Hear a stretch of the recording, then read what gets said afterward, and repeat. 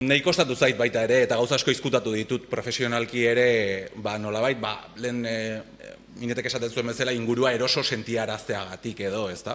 Eta ez dakit, fundizio batean lanean ari nintzelako, eta batzuetan pentsatzen dut, ez? Aurriritzi horiek buruan edukita, eta segun eta ze lekutan lan egiten duzun, agian zailagoa da. Agian sektoreak eta sektorea da. Hori da, sektorean nahiko zorteduna izan naiz, esan nahi dut, eta EITB eta inguruko, EITB-eri batzuetan GEITB deitzen genion, broma moduan, esan nahi dizut nahiko erosoa zela zentzu horretan, ez? Baina niri kostatu zait horrere, zenbait pauso ematera. Gaur egun, nik antzerkia ikasten egon naiz orain dela gutxi arte.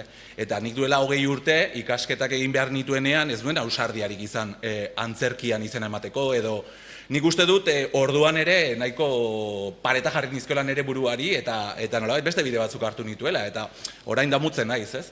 Baina uste dut gauza asko ezkutatu ditu dela. Orain nago berriz prozesu horretan, agian pixkat, berandu ez da inoiz, baina gustora nago egiten ari naizenarekin.